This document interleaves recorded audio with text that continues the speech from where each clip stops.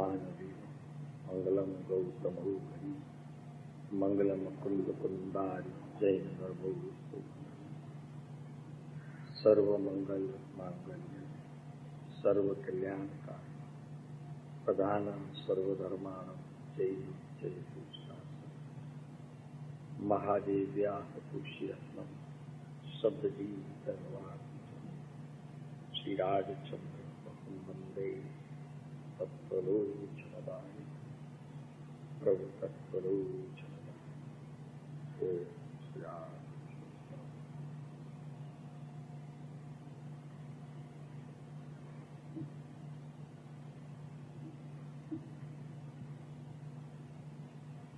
महापुराण પરીક્ષણ મહાપર્વનો આજે 7મો દિવસ.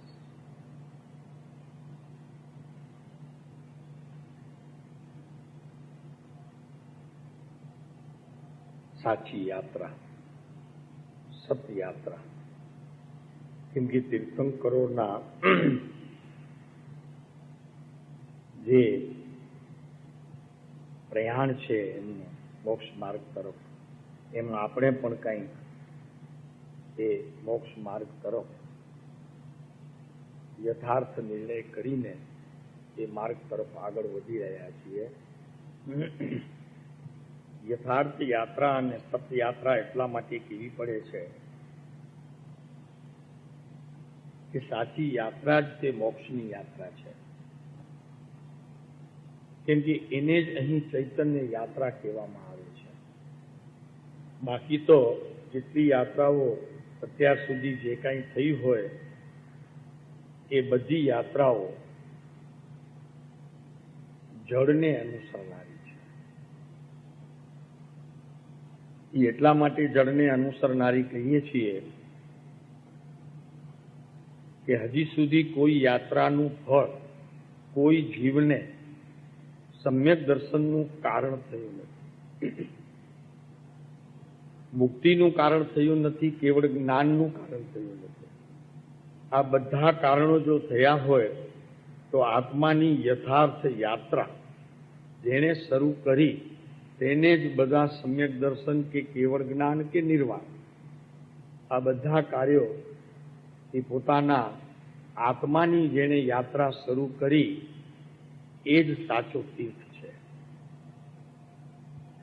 વાસ્તવિકપણે તમને આશ્ચર્ય લાગશે કે આ જ્યાં અત્યારે સમિત શિખર જેને આપણે કહીએ છીએ એ 20 તીર્થંકરોની ભૂમિ છે, એ આપણી ભ્રમણા છે.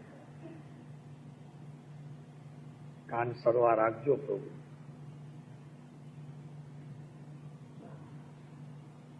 જેને આપણે શેત્રુંજય કહીએ છીએ અને જે શેત્રુંજય ઉપર અહીં આદિશ્વર ભગવાને યાત્રાઓ કરી હતી એ આપણી એક ભ્રામિક મનની સ્થિતિ છે.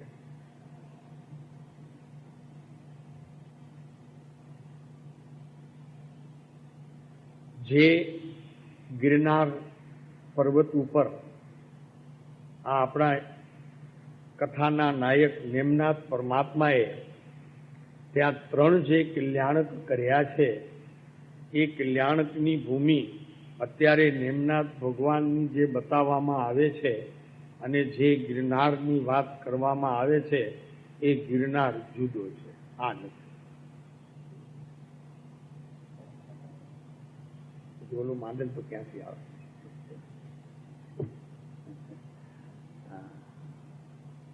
કેમ કે વાસ્તવિકતા એવી છે કે તીર્થ તો એને કહેવાય કે જે તીર્થમાં જે જીવ યાત્રા કરવા જાય તે પાછો જ ના આવે, એનું ત્યાં નિર્વાણ જ થાય. એનું નામ યાત્રા છે અને એનું નામ તીર્થધામ છે અને એ જ યાત્રા સફળ છે. માટે જેટલા તીર્થો અત્યારે આપણે અસ્તિત્વમાં છે અને આપણે યાત્રા કરીએ છીએ એ વાસ્તવિક કોઈ તીર્થ જ નથી.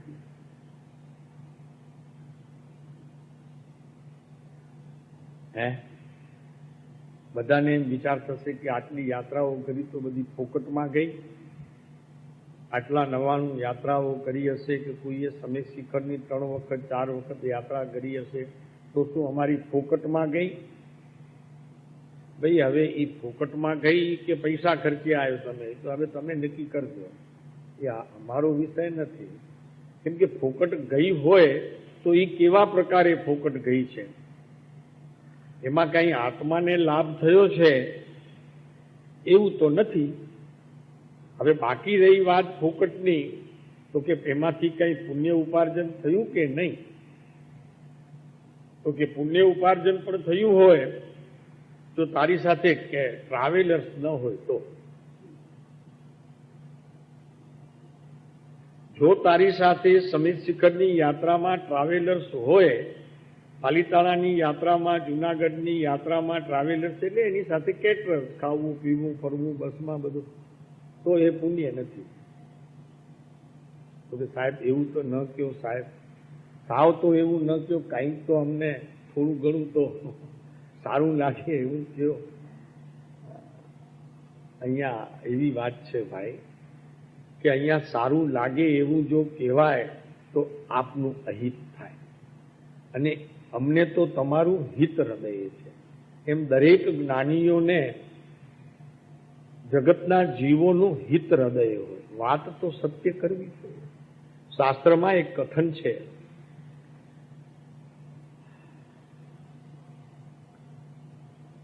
કે જે કોઈ ભગવાનના તીર્થધામ પર પહોંચે છે એ પાછો આવ્યો નથી. એવા દ્રષ્ટાંત પણ છે શાસ્ત્રોમાં, એની કથા પણ છે.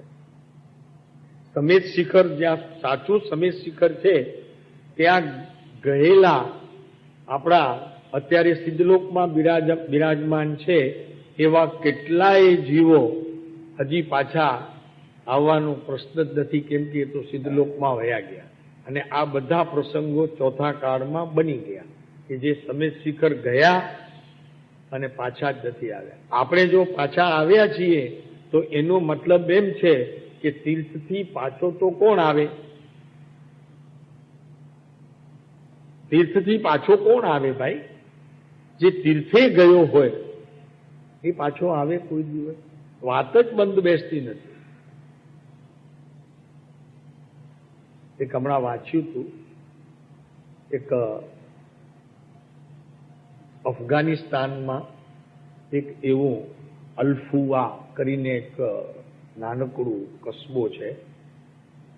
નકશો બતાવે છે, હજારો વર્ષોથી એ મેપમાં એ ગામ છે,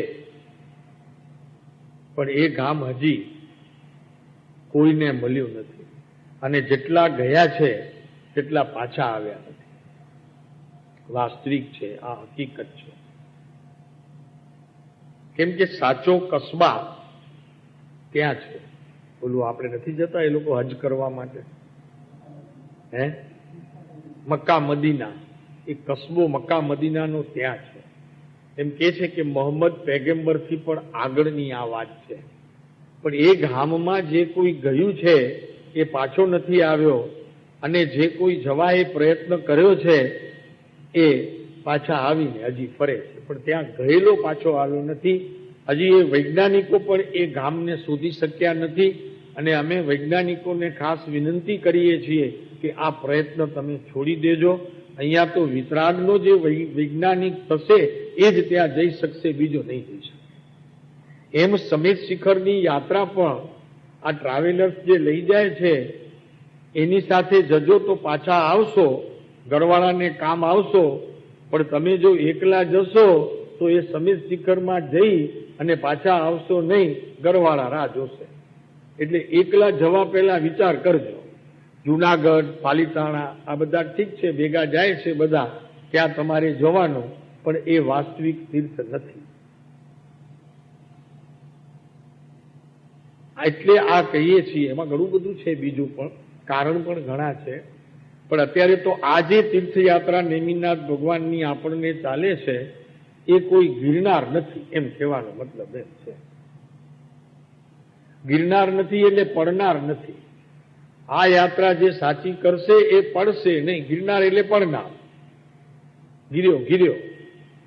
આ જે યાત્રા કરશે એ પડશે નહીં, એ તો આગળ વધશે, એની વાત ચાલે છે. તો અહીંયા આપણે આગળ ચાલીએ તો એક તારો શું દેખાયો અને તારાથી અહીંયા વૈરાગ્ય થઈ ગયું તો એક દ્રવ્ય બીજા દ્રવ્યનું કંઈક કર્યું ખરું કે નહીં? આ તારો ખર્યો અને અહીંયા એમના નેમનાથ ભગવાનમાં સુપ્રતિષ્ઠિત રાજા છે હસ્તિનાપુરમાં, તો એમને શું ખરેખર એ એક દ્રવ્ય બીજા દ્રવ્યનું કંઈક કર્યું એવું ખરું કે નહીં? તો અહીં કે છે કે અહીં એ વાત કરવા કરતા માત્ર પોતાનું ઉપાદાન તે સમયે જાગવાનું હતું અને ત્યારે ઉત્તમ નિમિત્ત હાજર થયું અને એ દીક્ષા લઈ અને પોતે ત્યાંથી નીકળી પડે, બસ આટલું છે.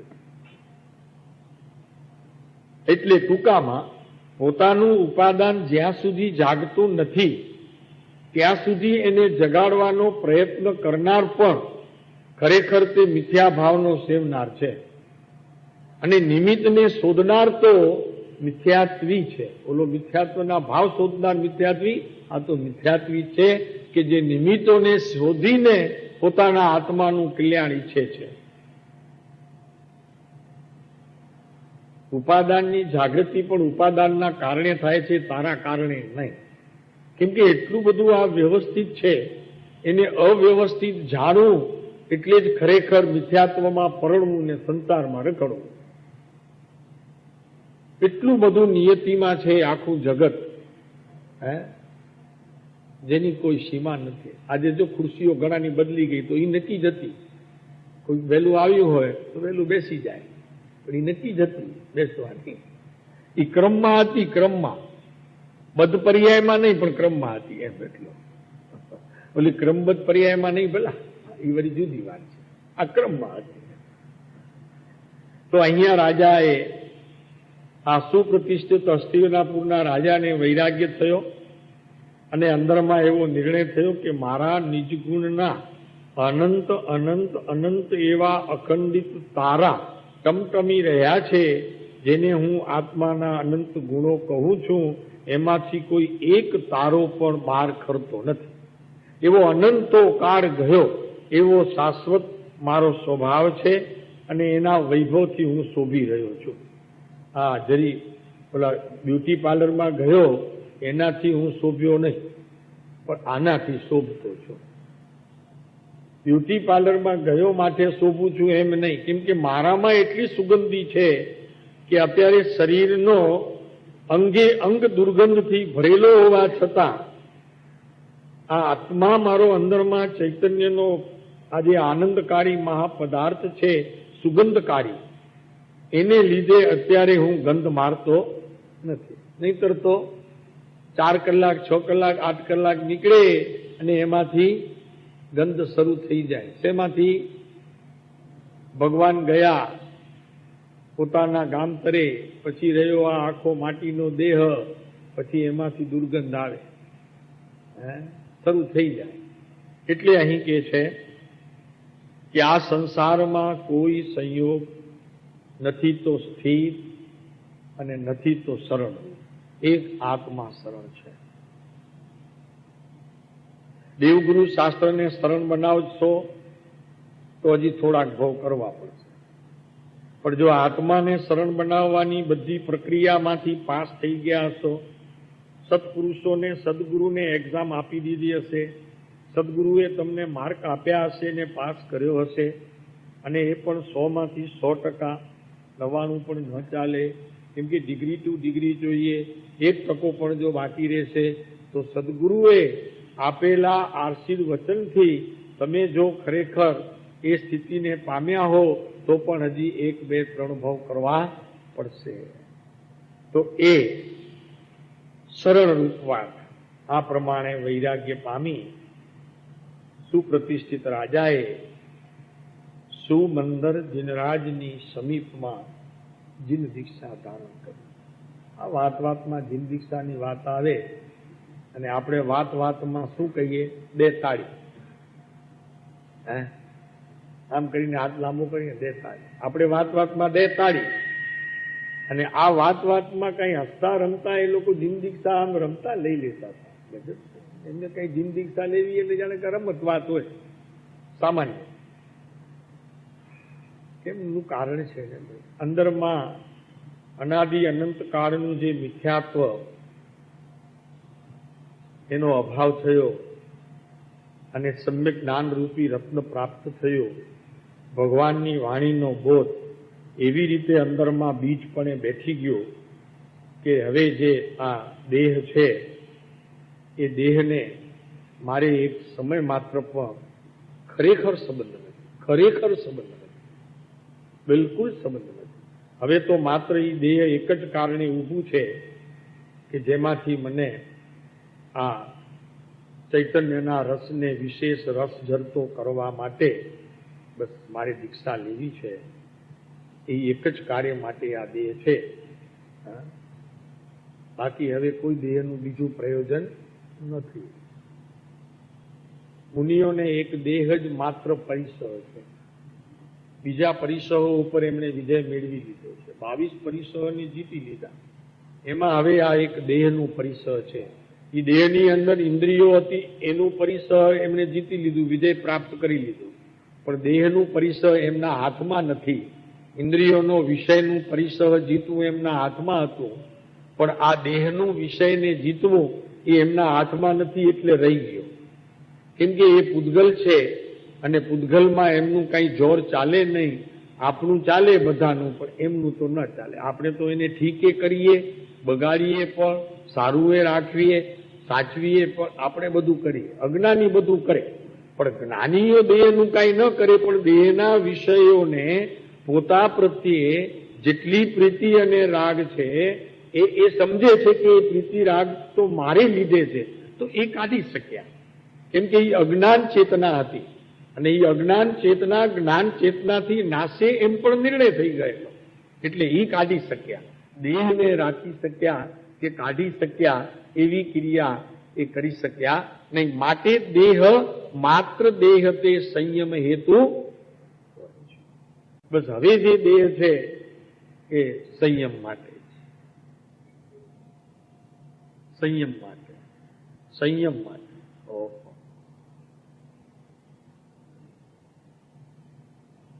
દર્શન મોહ વ્યતીત થઈ ઉપજ્યો બોધ જે, દેહ ભિન્ન કૈવલ્ય ચૈતન્યનું જ્ઞાન જો. તેથી ચારિત્ર મોહ વિલોકીએ હો. તેથી અત્યારે કોઈ ચારિત્રની વાત કરતું હોય, દર્શન મોહનીય પડ્યું હોય, સજીવન હોય, તો એને અહીંયા ચારિત્ર મોહનીયની વાત કદાચ આવે, પણ એ કોકનું, જૈન દર્શનનું નહીં, વિતરાગ પરમાત્માનું નહીં. એ નહીં, નહીં ભાઈ, નહીં. એમ છે જ નહીં ચારિત્ર. સમજણપૂર્વકનું ચારિત્ર હજી એમાં કૃપાળુદેવે કીધું છે કે ભાઈ હું સાધકની ભૂમિકામાં રહું, ગ્રહનો ત્યાગ કરું અને કંઈક મને વિશેષ એવા બળવાન સંજોગો મળે અને કંઈક એકાંત વિશેષ એકાંતની મળે, અસંગતાના કાર્યોમાં પણ મને એવા ઉત્તમ નિમિત્તો મળે, એ પ્રકારે હું કોઈ આશ્રમમાં રહીને અથવા તો એવા કોઈ ક્ષેત્રમાં એકાંત રહું જેથી મારી આત્માની આરાધના વિશેષ થઈ શકે. બાકી એને ચારિત્ર કેવું કે સંયમ કેવું એ વાત અહીં આ યોગ્ય નથી. એટલે અહીં કહે છે કે તેથી ચારિત્ર મોહ વિલોકીય શબ્દ બહુ સુંદર છે. અમે ચારિત્ર લેવા નીકળ્યા છીએ એમ નહીં. અહીંયા વાત આવી કે ભાઈ ચારિત્ર લઈ લીધું, એ તો એક નિમિત્ત કથન છે, કથાનું યોગમાં એમ કહેવામાં આવે, પણ વાસ્તવિકમાં તો પેલું એ ચારિત્ર રૂપ આત્માની જે સ્થિતિ છે એના સર્વ ગુણોનો પોતાની એક સમયની પર્યાયમાં એટલી ક્ષમતા ને સહજતા પ્રવર્તે છે કે વિલોકીયનો અર્થ એ છે કે બસ જોઈ લીધું. આ ચારિત્રની સ્થિરતારૂપ કામ પણ અંશે એ દર્શન મોહનું જવું તે સમયે એની સ્થિરતારૂપ કામ જોઈ લીધું. હવે એ સ્થિરતાનું વિશેષ વધવું કેવા પ્રકારે થાય એનું પણ જ્ઞાન આવી ગયું. એટલે અહીં વ્યતીત શબ્દ લીધો અને બીજો શબ્દ લીધો અહીં વિલોકીય. બહુ સરસ શબ્દ છે. વિલોકનું એટલે વિશેષ પ્રમાણે વિશેષ પ્રકારે જોવું. વિલોકીયનો બીજો અર્થ છે વિપશ્યના, વિશેષ પશ્ય નામ જોવું. મને એક ભાઈ કે સાહેબ તમે વિપસ્સના માટે કાંઈ કહેતા નથી, આટલો બધો અત્યારે આ એનો પ્રચાર પ્રસાર છે અને તમે કેમ કાંઈ કહેતા નથી? મેં કીધું ભાઈ એ મૂળમાં ભૂલ છે એટલે અમે એને પકડતા નથી. મૂળની ભૂલ છે એટલે અમને લાભે ન કરે ને જે જીવો જશે એને પણ ક્ષણિક મૌન રહેશે 10 દિવસ અને ખાવા પીવાનું સાદું મળે. અમે તમને પણ અહીંયા એક જ વખત આહાર આપીએ તો તમને બી આનંદ આવે, પણ તમારે ઉપર આમ જરા ડિસિપ્લિન અમારે ઠોકી બેસાડવું પડે એટલું. અહીંયા અત્યારે છૂટ છે એમ નહીં, એક જ વખત આહાર, મૌન લેવું અને આ વાત સાંભળો તો એની ધારી અસર થાય. એ તમારી એક શિબિર વિપસ્સનાની આ ઓલી 10 આ 1 બરાબર થાય. પણ હવે અહીંયા થોડુંક સ્ટ્રીક હોવું જોઈએ એવી શિબિર કરવી હોય તો વાંધો ના આવે. એટલે અમે એટલા માટે નથી કરતા કે મૂળમાં ભૂલ છે. ઓલા ભાઈ વિપસ્સનાની 15-16 શિબિર કરી આવેલા ને અમારા બહુ પરિચય, અને અમરેન્દ્ર વિજયજી મહારાજ પાસે અવારનવાર અમારું ને એમનું ભેટો બી થાય. પછી જયારે મળ્યા 2-3 મહિના પછી, અવારનવાર મળે તો 2-3 મહિના પછી ફરી મળ્યા ત્યારે એમણે કીધું કે જુઓ ગાંગજીભાઈ, તમે વિપસ્સનાની ના પાડો છો તો એ તો કે આચારાંત સૂત્રમાં 3જા અધ્યયનની અંદર વિપસ્સના વાત કરી છે. ત્યાં વિપસ્સના શબ્દ છે. તો મેં કીધું લાવો જોઈએ. તો એ લઈ આવ્યા હતા અમને બતાવવા માટે ખાસ. તો ત્યાં વિપસ્સના હતું, શબ્દ હતું. તો મેં કીધું ભાઈ આ તો શબ્દ છે વિપસ્સના માટે, આ વિપસ્સનાને કઈ લાગે વળગે નહીં, આચારાંત સૂત્રમાં છે માટે એને આને કઈ સંબંધ નથી. અહીંયા તો વિપસ્સનાનો અર્થ એ છે, આચારાંત સૂત્રમાં ત્યાં મુનિને એવો તીર્થંકરોનો બોધ હતો કે જ્યારે દર્શન મોહ એનો ભાગ ઘટે છે ત્યારે એને ચારિત્ર મોહનીયની પ્રકૃતિઓ વિશેષ કરીને પજવે છે, એવો ત્યાં ભાવ હતો. કેમ કે હવે દર્શન મોહનીયની પ્રકૃતિઓ તો ઉપશાંત થઈ ગઈ, સાહિક પ્રત્યો તો ક્ષય થઈ ગઈ, પણ હવે બાકી જે એની પ્રકૃતિઓ છે ચારિત્ર મોહનીયની, એ મોહનીયની પ્રકૃતિઓ ક્યારેક વિશેષ ઉદયરૂપ આવી અને જ્યારે પજવે છે ત્યારે શું કરવું? એને કાઢી તો શકાય નહીં, એને તો વહેલી બોલાવી ન શકાય. ઘાતીને બોલાવી શકાય, અગાતીને તો બોલાવી ન શકાય, એને ઉદયમાં લાવી ન શકાય. એ તો જેની જેટલી સ્થિતિ હોય તેટલો સમય રહે. ત્યારે એમાં એ અર્થ હતો કે વિશેષ કરીને તારી એ ચારિત્ર મોહનીયની પ્રકૃતિઓના ઉદય સમયે તારે વિશેષ તારા જ્ઞાનનો વિશેષ કરીને ઉદ્યોત કરવો અને એમાં બને તેટલું રમવું, તેનું નામ વિપસ્સના છે. એ માત્ર પાછું જોવું, કોઈ ક્રિયા કરવી નહીં, એનું નામ વિપસ્સના છે. બબાઈને ન બેઠવું. પણ મજા ઈ પડી, આપણા ચુંદલભાઈ ઓળખે છે, મજા ઈ પડી કે 30 વર્ષ સુધી વિપસ્સનામાં જવાથી એમને એક મોટો લાભ થયો કે એમણે કાંદા બટાટાનો ધંધો બંધ ન કર્યો. એ મોટો એમને લાભ થયો. અહીંયા આવત તો એક મિટિંગમાં બંધ થઈ જાય. તમે ઓળખો છો, નામ નહીં લેવાનું.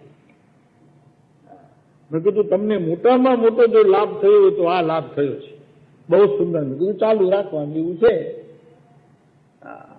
જુઓ તો ખરાબ. હા, એ તો ભલે, પણ એ ભાઈ જૈન હતા, મારા સાહેબ પાસે આવતા હતા. 30 વર્ષ સુધી અમારો એકબીજાનો પરિચય. પણ એ ધંધો જે હતો એમનો એ કર્માદાની ધંધો કહેવાય. અને કર્માદાની ધંધો જે કરતો હોય ને એના પરિણામ હંમેશા વિધ્વંસ હોય. વિધ્વંસ પરિણામ મારો ધર્મ પામી શકે નહીં. તમે એટલું ન કરી શક્યા આટલા વર્ષોમાં, તો કૃપાળુદેવના માર્ગમાં આવ્યા પછી કોઈ 7 વ્યસનનો જો ત્યાગ ન કરી શકે એને શું કહેવું ભાઈ? એમને કહેવાય કે કૃપાળુદેવનું ફોલોઅર્સ છે એમ કહી શકાય ખરો? મેઘજીભાઈ, કહી શકાય? તો અત્યારે તો કહેવાય છે, બોધે આપે છે, એનું શું કરશો? એ તો પછી બરોબર નથી, વાત તો મેળવાળી નથી. એક સામાન્ય રાત્રિ ભોજનનો પણ જેને ત્યાગ ન હોય એનાથી આ પ્રભુના વચનો વંચાય જ નહીં, અધિકાર જ નથી એને. અને જો એ પોતે અધિકાર લઈ લે છે તો એ તો પાપનું કાર્ય છે, પુણ્ય પણ નથી, એને તો પુણ્ય ન કહેવાય. આવું છે પ્રભુ, શું કરે ચાલે છે બસ. એટલે તો કૃપાળુદેવના માર્ગમાં અત્યારે મોટો ભાગ આપણને બહાર અત્યારે નિંદનીય પ્રવૃત્તિમાં વયો ગયો છે, જેથી આપણા ગુરુ પણ ખૂબ નિંદાય છે, ખૂબ નિંદાય છે. એટલે તમારે તો મજા છે, રાત્રિ ભોજનનો એ ત્યાગ નહીં, કંદમૂળના એ ત્યાગ નહીં, અને હરવું ફરવું ખાવું પીવું મોજ મજા કરવી અને ધર્મ કરવો, એવું છે પ્રભુ? અમે પૂછીએ છીએ આપને કે એવું છે પ્રભુ? અહીંયા એવો બોધ મળે છે તમને કે રાત્રિ ભોજન કરજો? જો ઘરે જઈને તમે કરતા હો તો એ દોષ તમારો છે, એ આશ્રમોનો દોષ નથી, ઉપદેશ દેનારનો બોધ નથી, અને કૃપાળુદેવે પણ કીધું નથી રાત્રિ ભોજન માટે કે કંદમૂળના ત્યાગ માટે. સામાન્ય નિયમથી પણ જો આપણે વંચિત હોઈએ એને બાપુ કૃપાળુદેવની વાત કરવી કે મહાવીરની વાત કરવી એને કેટલી યોગ્ય છે. મને લાગે છે આમાંના ઘણા અહીંયા બેઠેલા મુંબઈ જઈને રાત્રિ ભોજનનો કદાચ ત્યાગ નહીં પણ હોય તો અમે વિનંતી કરીએ છીએ કે કૃપાળુદેવ કે વિતરાગ પરમાત્માનું નામ તમારા મુખે આવતું હોય એ નામે કંદમૂળના અને રાત્રિ ભોજનના એ જીભ ઉપર સ્વાદ ન હોય કે જે જીભથી આપણે આપણા પરમાત્મા વિતરાગનું નામ લઈએ છીએ, આપણા ગુરુનું નામ લઈએ છીએ. કેમ કે એમ કરવાથી આપણને ઘણો બધો નુકસાન થાય છે, ગુરુ પણ નિંદાય છે અને આપણું કાર્ય પણ કંઈ ઠીક થતું નથી. તો અહીંયા વાત આવી કે દર્શન મોહ વ્યતીત થઈ ઉપજ્યો બોધ જે, દેહ ભિન્ન કૈવલ્ય ચૈતન્યનું જ્ઞાન જો. પછી તેથી ચારિત્ર મોહ વિલોકી અને વર્તે એવું શુદ્ધ સ્વરૂપનું. હજી પડ્યું છે હો, ચારિત્રની પ્રકૃતિઓ પડી છે, છતાં મજા જુઓ, ચારિત્રની પ્રકૃતિઓ પડી છે તો એ પ્રકૃતિ સાથે એક સમયની પરિણામની સ્થિતિ સાથે પોતે પોતાને કદી પણ ભેળવતા નથી. એટલા છૂટા રહી શકે છે કે જેટલા તમે ધર્મથી છૂટા રહી શકો એટલા તે કર્મથી છૂટા રહી શકે.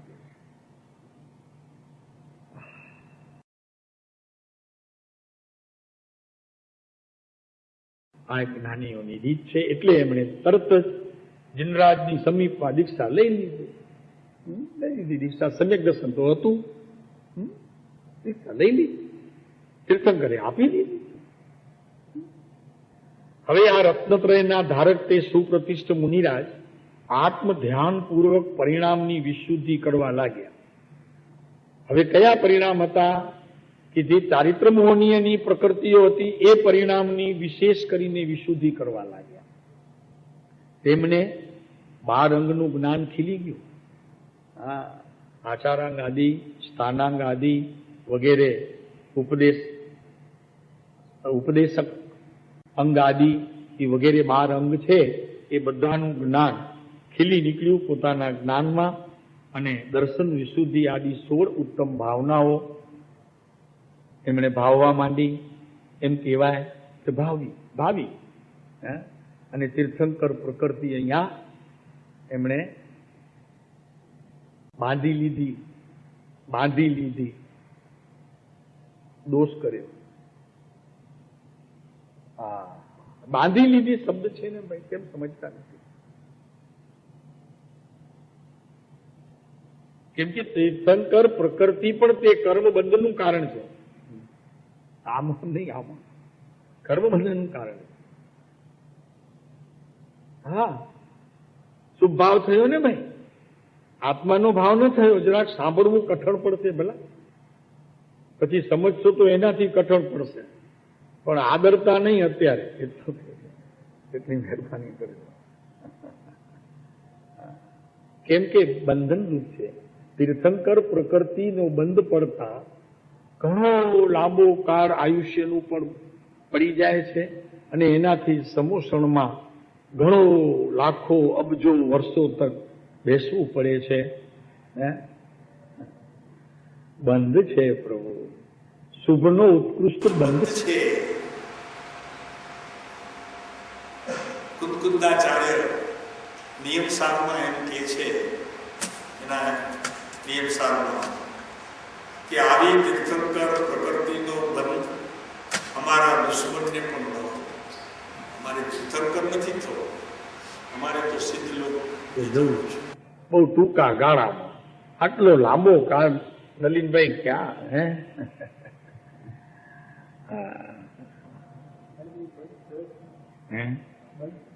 પણ બંધ છે, પણ છે તો બંધ. એમની પાસે દીક્ષા લેનારા બધા મોક્ષે વયા જાય અને આ બેઠા હોય, બંધ છે. પણ એવું બંધ પડે એવું પૂર્વના એમનું ભવિતવ્ય છે, એટલે સહજ છે. ભવિતવ્ય છે, નિયતિને આધીન છે, માટે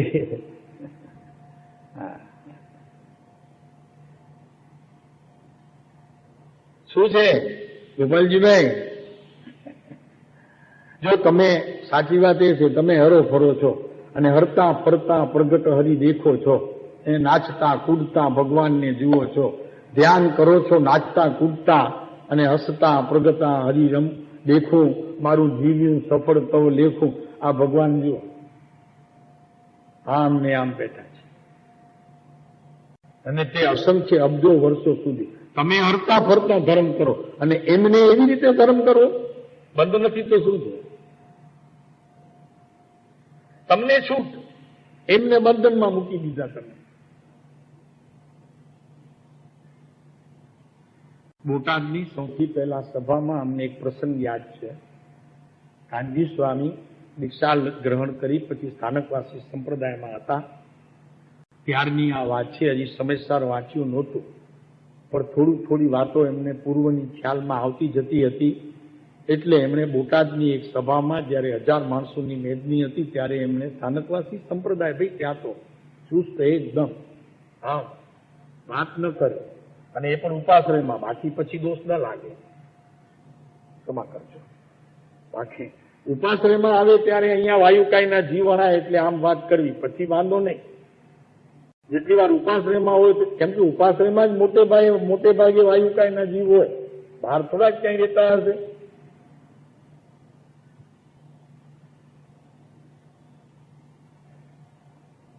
ત્યારે જાહેર સભામાં કહ્યું કે જે ભાવે તીર્થંકર ગોત્ર બંધાય તે ધર્મ નથી. હવે આવું જ્યાં કહ્યું ત્યાં 2-3 સાધુઓ બેઠા હતા સભામાં, સ્થાનકવાસી સંપ્રદાય. પીછી ઉપાડીને તો કે હોસી રે, પૂછીને ઓલો ઓગો ઉપાડ્યો તો કે હોસી રે, હોસી રે, હોસી રે, હોસી રે. આવું તો કે અમને સપને નવો. ત્યાં ગુરુદેવે રાડ પાડી, હવે આ સિંહ ગર્જના જેવો માણસ, એ બેસ કે હજી જાય છે ક્યાં? સાંભળ કે હજી ભાગી ક્યાં જાય છે કે સાંભળ કે, એમ કરીને ઓલાને પડકારે. પણ એ ઉભા રે, એ ઉભા કરે. તમે બેઠા તો સારી વાત છે. આ વાતને થોડી અંશે પણ શ્રદ્ધામાં તો લીધી છે કે જે સંસાર વધારે પછી તે સંસાર તીર્થંકરનું હોય તો પણ, પછી ભલે તીર્થંકર થવાના હોય તો પણ. તમે સાંભળો તો છો, ઓલા મુનિની જેમ ગયા નહીં, માટે તમને ખૂબ ખૂબ ધન્યવાદ, ખૂબ ખૂબ ધન્યવાદ. તો ઓલો કે બેસ હજી કે જાય છે ક્યાં? ઓલાને કે ગુરુદેવ કે સાંભળ હજી કે સાંભળવું છે. પછી આવી વાત છે. એનું કારણ એ છે કે બંધની પ્રકૃતિ પડે છે, પણ એ પ્રકૃતિ એટલી બધી સહજ રીતે વેદાય છે કે એમને કોઈ પ્રકૃતિનો અનુભવ હોતો નથી, એનું વેદન હોતું નથી. પણ બંધ છે એ વાત નથી. બંધ તો કહેવાય, કેમ કે અહીંયા શબ્દ પણ એ છે. જો એમણે પણ તીર્થંકર પ્રકૃતિ બાંધી, મહાપુરાણમાં પણ શબ્દ છે બાંધી. એ બાંધીનો અર્થ કે મુક્તિ નહીં. કેટલી જાગૃતિ રાખો ત્યારે આ દર્શન મોહનીય જાય. પછી ધીરે ધીરે ધીરે ધીરે આગળ વધો ત્યારે 5મું ગુણસ્થાનક આવે. પછી એનાથી આગળ વધો, આત્મા વિશેષ શુદ્ધિના સ્થાનક સુધી પહોંચતો જાય ત્યારે એને આ ચારિત્ર મોહનીયની વિલોક દ્રષ્ટિ એટલે કે પોતે દ્રશ્ય જુએ. પહેલા આત્માને ઠરતો જુએ અને જેમ જેમ આત્મા ઠરતો જાય તેમ અનુભવની માત્રા પણ વધતી જાય અને જેમ જેમ અનુભવની માત્રા વધતી જાય તેમ તેમ આનંદ વિશેષ આવતો જાય. અને વચ્ચે વચ્ચે હજી ચારિત્ર મોહનીયની પ્રકૃતિઓ જે મુશ્કેલીમાં મુક્તિ હોય, અડચણરૂપ થતી હોય, એ કાઢવા માટે હવે ચારિત્ર પ્રકૃતિઓનો આ ઉદય અમને સહજ ડંખે છે. એવા પ્રકારનું સહજ પોતાની પર્યાયમાં પ્રવર્તતા જ્ઞાનને લીધે એ ચારિત્ર સહેજે સહેજે આવતું જાય છે. કેમ આવશે, ક્યારથી આવશે, કોણ નિમિત્ત બનશે, આ બધી બાબતો ગૌણ છે. એમણે જોઈ લીધું કે હવે વિશેષ શુદ્ધિ માટે આ પ્રયત્ન કરવો પડશે. એ પણ વાણીએથી અમે કહીએ છીએ, પણ કોઈ નય એમ પ્રસિદ્ધ કરતું નથી કે આ કેમ થયું. એટલી સહજ સહજ સહજ. હા, તો અહીં કે છે કે એવી જિનરાજની સમીપમાં જીન દીક્ષા લીધી. 16 ઉત્તમ ભાવનાઓ વડે તેમણે તીર્થંકર પ્રકૃતિ બાંધી. હવે એક ભાવ પછી તીર્થંકર થઈને મોક્ષ જવાનું નક્કી થઈ ગયું. એ બાંધવાનો જે ખરેખર થોડુંક અંદરમાં જે કાંઈ હોય, શું હોય ખબર નહીં, તો આપણે થઈશું ત્યારે ખબર પડશે. પણ કાંઈક હોય, પણ પાછળની વાત જરી આવી કે હવે એક ભાવ જઈને અમે મોક્ષે જઈશું એટલે વાતમાં કંઈક આનંદ વિશેષ થયો. ઓલું બાંધીનો ભાવ ગયો. સમજો. પછી અંત સમયમાં જ્યારે આ દેહ છોડવાનો સુપ્રતિષ્ઠિત રાજાનો કાળ આવ્યો ત્યારે અંત સમયમાં એમણે સંથારું લીધો, આહાર પાણી છોડી દીધું. આપણને નહીં છોડવાનું, હમણાં આપણે વિખ્યાતોમાં છોડીએ તો કઈ લાભ નહીં. આ તો એમને દર્શન મોહનીય ગયું અને તીર્થંકર પ્રકૃતિ બાંધી દીધી એટલે એમને કરવું પડે. એટલે આપણે તો છેલ્લે પણ હજી આપણને કોઈ ચીજ ગમતી હોય તો ખાવું પીવું મજા કરવી. અમારે એક કાલે તમારી વાત અધૂરી રહી હતી. આપણે અમારા ગામમાં, આ બધા ડીપુરવાળા હશે એ ઓળખતા હશે, અમારા ગામમાં એક ભાઈ રહેતા હતા. એમને એવી એક ટેવ હતી કે સૂતી વખતે પેંડો જોઈએ. ગાય કે ભેંસના દૂધનું બનાવેલું ઘરે ઉકાળેલું પેંડો ખાય પછી ઊંઘ આવે. એ પેંડો એમની ટેબ્લેટ હતી. ગોળી શું કઈ આવે છે એમાં, તમે ખાવ છો ને? ગોળીની નીંદની ગોળી, રેસ્ટિલ. તો એ એમની રેસ્ટિલ હતી. પેંડો ખાય ત્યારે ઊંઘ આવે. હવે થયું એવું ભાઈ કે તે સમયમાં આજથી 50 વર્ષ પહેલા સ્થિતિ એવી હતી કે આ દેશમાં ક્ષય રોગ વિશેષ વધ્યો હતો અને તે સમયમાં દરેક ગામની અંદર 10-15 યુવાનીઓ દર વર્ષે મૃત્યુને શરણે જાય.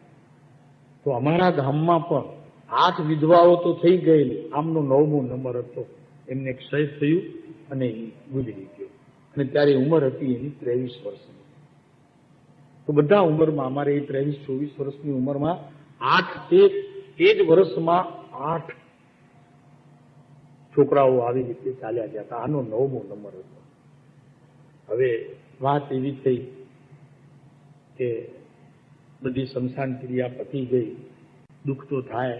બાપ બેઠો હોય 7 વર્ષનો અને દીકરો વયો જાય, બાપુ દુઃખ તો ઘણું થાય.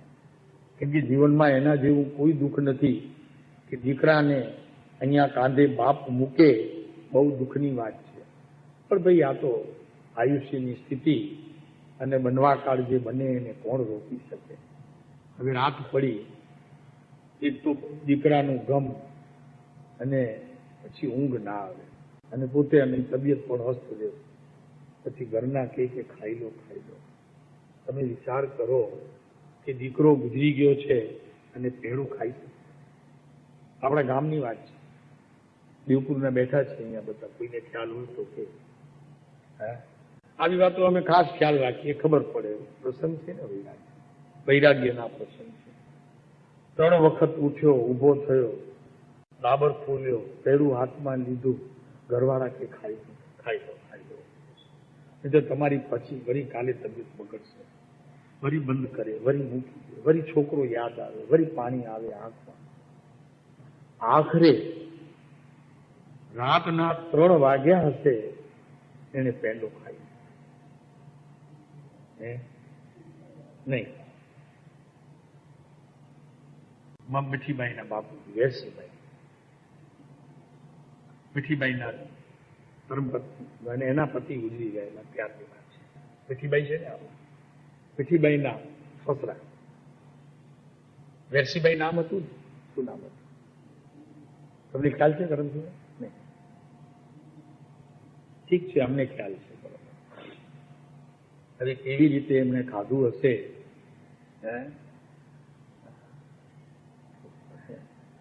હવે વ્યસન ન ખાય તો પોતાની તબિયત બગડે, અને દેહ તો ભલે ને દીકરા ન હોય, પણ વાલો તો મને પણ મારો દેહ તો છે ને. એ દીકરાના લીધે કઈ મારો દેહ પડી જાય એમ કોણ ઈચ્છે ભાઈ? એટલે વાલામાં વાલો પોતાનો જીવ છે. ખરેખર તે વખતે જો ન ખાધું હોત તો એક દ્રષ્ટાંત થાત કે દીકરા કરતા પોતાના દેહને પાછો વાલો કર્યો છે. એટલી દેહ પ્રત્યેની પ્રીતિ. વિચાર કરો, આવું તે વૈરાગી આ કાળમાં શું કરે પ્રભુ. અને એમાં પરમ કૃપાળુદેવ અહીં આપણી સામે આવી અને વૈરાગ્યની વાતો કરે, તો પછી કૃપાળુદેવ તો બોધ આપે કે લોકના ત્યાગ વિના વૈરાગ્ય દુર્લભ છે. ભાઈ લોકનું તો ત્યાગ થઈ શકે, પણ આ ઘરનાનું કેમ કરવું? લોકને તો આપણને બહુ સંબંધ નથી, પણ આ ઘરનાનું કોઈ જતું કરતું હોય તો એનું કેમ કરવું? અને કૃપાળુદેવ એક જગ્યાએ લખે પણ છે કે વૈરાગ્ય એ સૌથી મોટામાં મોટો ગુણ છે. આત્માના અનંત ગુણો એક બાજુ અને વૈરાગ્યનો ગુણ એક બાજુ, એમ કૃપાળુદેવે એનું આખું બેલેન્સ મૂક્યું છે. કે બધા ગુણો એક વૈરાગ્યના ગુણમાં સમાઈ જાય છે. ભાઈ રાજા છે, એ દીક્ષા લેવાની શું જરૂર પડે? કેટલું બધું રાજપાટ છોડવું પડે, કેટલા ગામના પોતે ધણી હોય, કેટલો પૈસો હોય, કેટલી રાણીઓ પટરાણીઓ હોય, કેટલા દીકરા હોય. અહીંયા તો કાંઈ નથી તો છૂટે છે. 4-6 કલાક 8 કલાકની વાત જુદી છે, 4-8 દિવસની વાત જુદી છે. પણ હંમેશા કઈ થોડું જ આશ્રમમાં રહેવાય? એ તો ન રહેવાય ને. ઘરમાળાથી ના છૂટે. પછી શું છે?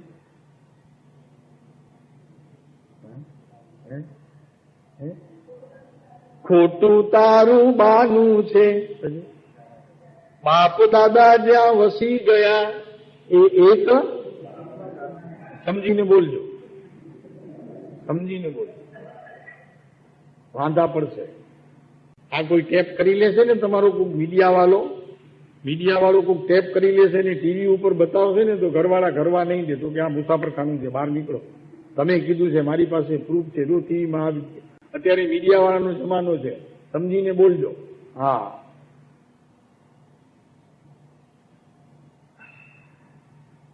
આ વાતમાં દીક્ષા લઈને વયા છે. ચાલો આપણે આગળ વધારીએ. સિદ્ધપદની સમીપ એવી અહમિન્દ્ર પર્યાયમાં આપણા ચારિત્ર નાયક નેમનાથ 33 સાગરના અસંખ્ય વર્ષ સુધી રહ્યા. હવે ત્યારે અચ્યુત્ર દીવના 22 સાગર અને 33 સાગર આમ, એટલે 55 સાગર એ નેમનાથ ભગવાન તો આપણી સામે અત્યારે દેખાય છે કે એટલો કાળ રહ્યા હજી મોક્ષ માટે. અને પછી બીજા હજી ઓલા, હવે પછી પૂર્વોનું આયુષ્ય હવે બંધાશે, એ તો આગળ ત્યાં વળી પૂર્વોનું વળી પાછું. હા, આટલા મોટા આયુષ્ય તો ત્યાં તેઓ આકુળતા વગરના દિવ્ય સુખને અનુભવતા હતા. એક સમય માત્ર પણ આકુળતા ન થાય. પણ દેવોમાં આકુળતા હોય, ભલે બીજું કામકાજ ન હોય, દુકાન ન હોય, ખેતીવાડી ન હોય, દુકાન ન હોય, ખાવા પીવાનું બનાવવું ન હોય, એવા બધા વિકલ્પો ન હોય, પથારી ન કરવી પડે, આ બધું કાંઈ ન હોય, માથું ન ઓળવું પડે. કારણ કે ત્યાં ધંતિયા બત્યા મળતા નથી. કોઈ જવાનું હોય તો કેજો, ઘણા બધાના વાર ત્યાં વધી ગયા હશે. પેલો ખબર છે ને અકબર ને બિરબલની વાત, મરી ગયો બિરબલે એવી છલાંગ મારી, ઓલા પંડિતોને ખો ભૂલી ગયા. આને અકબરને ઓલા બિરબલને બધા મોકલવા તૈયાર થઈ ગયા કે માંડ લાગ આવ્યો છે, તો બિરબલને મોકલવાની તૈયારી કરતા હતા, પણ બિરબલે એવી તો કે જહાં પણ હું કાલે જઈ આવ્યો, કે ત્યાં કાલે જ જઈ આવ્યો, અને તમારા દાદાની દાઢી એટલી બધી વધી ગઈ છે, નીચે આવી ગઈ છે, તો હવે ઓલા બિચારા ઓલા હરિજનો તો ઓલા આપણે વાળંદ તો જઈ ન શકે, કેમ કે એમની પાસે એટલી શક્તિ ક્યાંથી કે તે સ્વર્ગમાં જઈ શકે. આપણા પંડિતો બધા જઈ શકશે, એમને મોકલાવો કાતર લઈને, તો વાળ તો કાપી આવે, ત્યાં કાતર મળતી નથી, દંતિયા મળતા નથી, મરી ગયા, ઓલા ભાગ્યા ઉભા થઈ. ઓકે, સાચો આ બધાને સૂર્ય ચડાવશે હમણાં. એ ખબર છે ને, વાર્તા વાંચી છે ને, અકબર બિરબલની વાર્તા વાંચવાની હો, બહુ અક્કલની વાતો હોય, હા, બહુ બુદ્ધિશાળી હોય, એટલા હાજર જવાબી આપણે થઈ જઈએ કે ઘરના કાંઈક જરા કે ને એના ભેગા તો જવાબ આપવાનો. કાલની એક વાત બહુ મજાની યાદ આવી, અને એમાં એક વળી પાછો અમને કોઈ એક બેને એક સામાન્ય રીતે જરા વાત બહુ મજાની કરી. કાલે ઓલી એ ની વાત નહોતી ચાલતી કે એમ નહીં, એમ નથી ચાલતું, હે હે તો એ વાત બહુ સારી આગળ જરાક મજાની છે. તો બધા એ કરીને બોલાવે, એમ પછી એને તો અહીંયા મુંબઈમાં સોણોતા એમ કરીને બોલાવે, કેમ બરોબર ને, નામ ન લે, ઘરના માણસનું નામ થોડું જ લે, એ રસિકભાઈ એમ થોડું કે છે ના લે, હે એટલે પછી કે સોણોતા, તો એમ કરીને બોલાવતા હતા ઘરમાં. એવી રીતે સામાન્ય રીતે ચાલતું હોય. એમાં એમની પુત્ર વધુ તે કેરાલાની આવી, કેરાલા. હવે આ કચ્છી શબ્દ કઈ જાણે નહીં, એ 15 દિવસ થયા હશે, તો ઘરના ઓલા એમને બધા બંને એકબીજાને એવી રીતે બોલાવે કે સોણોતા, અમને કે સોણોતા, આમને કે સોણાતા, પતિ પત્ની બંને એકબીજાને બોલાવે સોણોતા સોણોતા. એમાં ભાઈ એક દિવસ કોઈકની ફોન આવી 15 દિવસ પછી, તો ઓલા ફોન ઉપાડી પુત્ર વધુ, હવે જાણે બિચારી નહીં, કાચું પાકું બધું જાણે, અને ભાષા કઈ આવડે નહીં, તો ફોન ઉપાડ્યો. હલો, તો કે કોણ? તો કે વસંતજીભાઈ છે? તો કે યહાં કોઈ वसंतजीभाई नहीं रहता.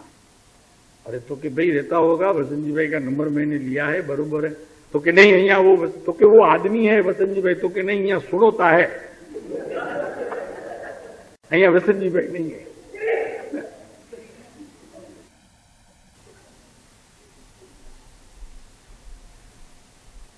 સાચી બનેલી વાત છે. ફોન મૂકી દીધો, બીજી વખત કર્યો, તો કે ભાઈ સુણોતા છે? તો કે આ છે.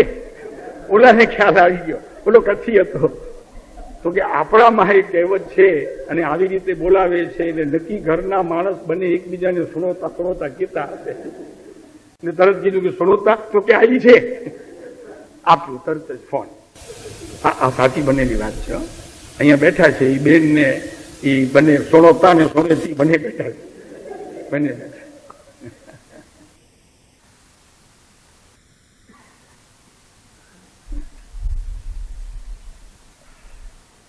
તો 33 સાગરનું આયુષ્ય, અને 22 ત્યાં, એટલે બધા 55 સાગર.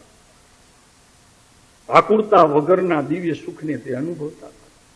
જોકે તેમની પાસે આત્મજનિત અને પુણ્યજનિત એ બંને પ્રકારના ઉત્તમ સુખો હતા. આત્માનું પણ સુખ હતું, અને એની સાથે પુણ્યનું પણ સુખ. જુઓ તો ખરા, આ બંને પવિત્રતા, પુણ્યતા અને આત્મતા, ત્રણે. પવિત્રતા પણ ખરી, પુણ્યતા પણ ખરી, અને આત્મતા પણ.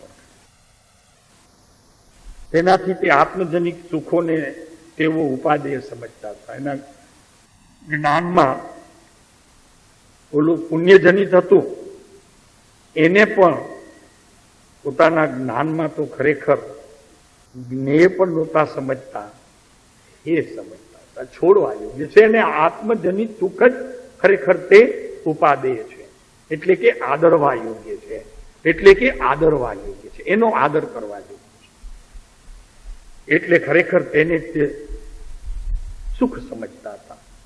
કેમ કે તે મહાત્મા જાણતા હતા કે દેવલોકમાં આ પુણ્ય વચ્ચે પણ હું કઈ સદાય રહેવાનું નથી. જોયું, આપણે અહીંયા 5, 50, 70, 80 વર્ષ રહેવાનું છે, તો અત્યારે એવી રીતે રહીએ છીએ કે જવાનું જ નથી.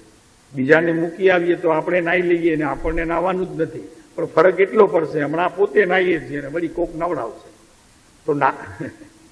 નાતી વખતે એટલો તો ખ્યાલ રાખો કમસે કમ કે ભાઈ અત્યારે હું નાવ છું, કાલે મને કોઈ નવડાવશે ટાંટિયા ખેંચીને, પછી નવડાવે કેવું સાબુ લગાડતા હશે. આપણે જે સાબુથી નાતા હતું એ પિયર્સ વગેરે કે સારી ઓલી દવ કે એનાથી નવડાવતા હશે, તો આપણે લખી જવું પોતાના વસિયતનામામાં કે મને આ સાબુથી નવડાવજો, મને બહુ પ્રિય છે. બાકી તો એમને 4 લોટા પાણીના મૂકશે, શરીર ભીંજાયું ન ભીંજાયું ને કપડામાં વીંટીને જશે બહાર. શું કરે પ્રભુ, જીવને વૈરાગ્ય નથી આવતો. આ સ્થિતિ પોતાની થવાની છે નક્કી પ્રભુ, ને તે સમજતો કે આ જ સ્થિતિને આપણે થવાના છીએ. સદાય રહેવાનું નથી, પરંતુ મારા આત્મ સુખ સાથે હું સદાય તન્મય પણ રહીશ.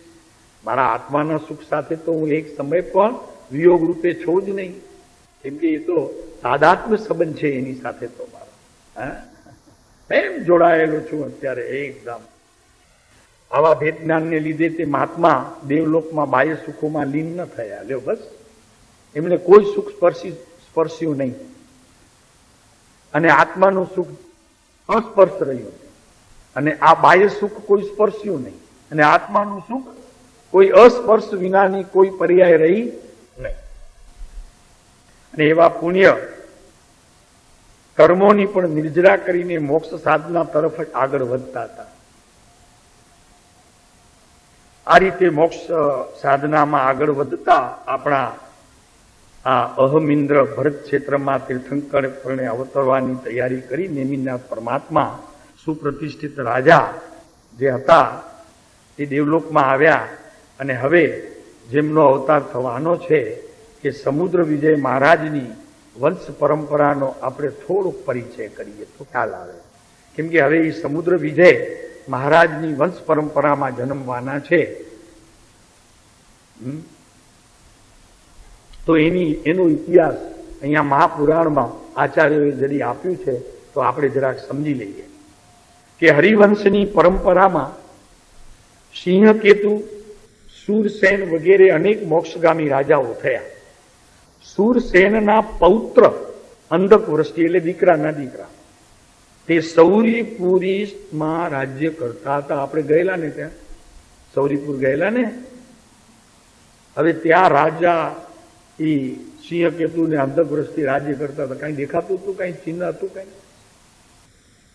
ભાઈ શું કરે, કઈ દેખાય નહીં. કેમ કે જેટલા વિશ્વની અંદર અણુ પરમાણુઓ છે બધા નાશવંત છે, કોઈ એક વસ્તુ શાશ્વત નથી. અમને હજી નથી સમજાતું કે શત્રુંજયને કઈ રીતે શાશ્વત કહેતા હશે, હજી સમજાતું નથી. કોઈકે એવો શબ્દ અભ્રંશ કરી નાખ્યો છે કે શત્રુનો જય કરે તે હરિહંત, એને અહીંયા શત્રુંજય નામ આપીને શાશ્વત કહી દીધું છે. બાકી વાતમાં કઈ બીજું સમજાતું નથી. એ શાશ્વત કેમ હોઈ શકે? પરમાણુ કોઈ પણ શાશ્વત કેમ હોઈ શકે? આ શાશ્વત છે પોતે પોતામાં, અન્યની સાથે પરિણમતો તો એની અવસ્થા છે, અને એ તો અવસ્થા ક્ષણિક હોય, કઈ કાયમ ન હોય. અહીંયા મંદિર પણ રહેલું આ બધું જે અત્યારે છે એ કઈ કાયમ પરમાણુઓની ત્યાંની સ્થિતિ નથી. શાશ્વત પોતાને માટે છે, પોતા માટે, કઈ બીજા માટે તે શાશ્વત નથી. સમજાય છે? આ કેમ હોય? ઠીક છે, જેમ હોય તે. તો શૂરસેનના પૌત્ર અંધકવૃષ્ટિ તે સૌરીપુરીમાં રાજ્ય કરતા હતા. હવે સવે જરાક સમજજો થોડું, તો આપણને એ કથામાં જરા આનંદ આવશે. હવે તે અંધકવૃષ્ટિ રાજાને 10 પુત્રો હતા. તેમાં સૌથી મોટા પુત્ર સમુદ્ર વિજય, તે નેમિનાથના પિતા. આ સમુદ્ર વિજય એ નેમિનાથના પિતા. અને સૌથી નાના વસુકુમાર તે કૃષ્ણના પિતા. બંને આ રીતે કૃષ્ણ અને નેમકુમાર કાકા ભાઈજીના પિતરાઈ ભાઈઓ હતા. આ બધા એ લોકોનું આખું ગ્રુપ હોય છે એક એવું કે આ બધા એ લોકો સંબંધ કરી લે. સંબંધ કચ્છીમાં કહીએ છીએ, સંબંધ કરી લે કે પાકે મણી કે ઉતે મને જો હેડા જ પાકે એટલે મળે કમ કરી જાય. અહીંયા સંબંધ કરી કે જાય બડે હેડી રાડા કેવડી વે, પિતા તીર્થંકર વે, પેટ ભાવી તીર્થંકર વે, આવું બધું તમારી પણ કરી લેવાનું, સંબંધ કરી લેવાની. તો કે એક રૂમમાં કમસે કમ 4 જણા રહ્યો તો એ તો નક્કી કરજો. 4 બહેનો કોઈ રહેતા હોય કે 4 પુરુષો રહેતા હોય તમારે મારું માને એન્કરમાં, તો એટલી તો જરાક આમ બાંધણી કરજો કે આપણે 4 છીએ તો હવે 4 ને આપણને એકબીજાનો સાથ છોડવો નહીં. હવે આ ભવે ભેગા, બીજા ભવે ભેગા, ત્રીજા ભવે ભેગા અને ચોથા ભવે મુક્તિ. એવું તો કઈક કરજો હે કે નહીં? તો પછી રાતના કોઈ ચાદર લઈ દે તો બીજા દિવસે સવારના ખુલ્લા ખાય. મુજી ચાદર તું ખાઈ જ ખુલ્લા. અને કાં સવારના પાણીની ડોલ પડી હોય તો ભરાઈ ગઈ હોય તો ઓલા કોક વળી બાજુમાં ઉતારે તો કે તે લીધી જ કેમ, મારી ડોલને તે હાથ જ કેમ લગાડી, મરી ગયા. હવે એ તો પછી ભેગા નહીં થાય. અને થશે તો વળી આ રીતે આપણા ડોલ ઉતારી છે, કાલે પીપ ઉતારશે અને એક દિવસ આવશે તમને ઉતારશે. એમાં હું પછી આ તો વેર વધશે. આજે ડોલ ઉતારી, કાલે પીપ ઉતારશે અને પરમ દિવસે તમને ઉતારશે. એમ 4 જણા સંબંધ કરો કે આપણને હવે અહીંયા ભેગા થયા છીએ, આપણને છૂટા નથી જવું. હવે કાયમ મોક્ષ સુધીની આપણી યાત્રા પાકી. તો નેમિનાથના પિતા અને સૌથી નાના વસુકુમાર તે કૃષ્ણના, એમ નેમકુમાર કાકાભાઈજીના પિતરાય ભાઈઓ થાય. હવે તે 10 પુત્રો ઉપરાંત અંધકવૃષ્ટિ રાજાને કુંતી અને માદ્રી એ 2 પુત્રીઓ હતી. આવે છે હવે આ શરૂ થાય છે ઓલું સત્યનારાયણ મહાકથા, એમાં આવે છે બોલો સત્યનારાયણ મહારાજ કી જય. બોલો જય બોલો. તમને સમજાવીએ પછી તો બોલો બોલો સત્યનારાયણ મહારાજની. સત્ય બેઠો અંદરમાં આત્મા એ સત્યનારાયણ છે, બીજો કોઈ વિશ્વમાં સત્યનારાયણ છે નહીં. સત આત્મા છે એ નારાયણ છે. અત્યારે 9 અંગનો પોતે ધણી છે, એ નારાયણ છે. માટે બોલું બોલો સત્યનારાયણ ભગવાનનો. આ સત્યનારાયણ એમાં કથા શરૂ થાય છે. તો માદ્રી અને કુંતી એ 2 પુત્રીઓ હતી. તેમના પુત્ર પાંડવો, એમના પુત્ર 5 પાંડવો. એ રીતે નેમ, કૃષ્ણ અને પાંડવો તે મામા ભાઈના ભાઈઓ થાય. કેમ કે એમના દીકરા હતા. માદ્રીના એમના દીકરા હતા. કોણ? કૌરવો. અને આ પાંડવો 5 એટલે મામા ભાઈના દીકરા થયા. અંધકવૃષ્ટિના બીજા ભાઈ નરવૃષ્ટિ, તે મથુરામાં રાજ્ય કરતા હતા. તેનો પુત્ર ઉગ્રસેન. અને તે ઉગ્રસેનનો પુત્ર તે કંસ. આ મામો કૃષ્ણનો થશે.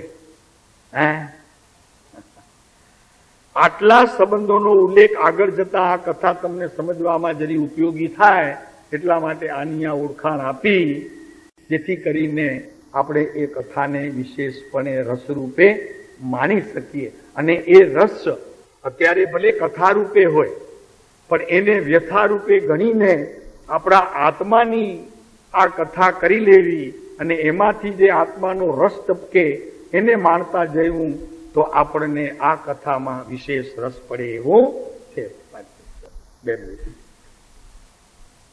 હવે તે અંધકવૃષ્ટિ જે નેમકુમારના દાદા થાય તેમનો પૂર્વભાવ જરી સાંભળવા જેવો છે. 5 મિનિટ વધુ થશે વાંધો નહીં ને, પણ બહુ સરસ છે. આ અંધકવૃષ્ટિનું જીવન સમજવા જેવું છે. જે નેમનાથ ભગવાનના દાદા,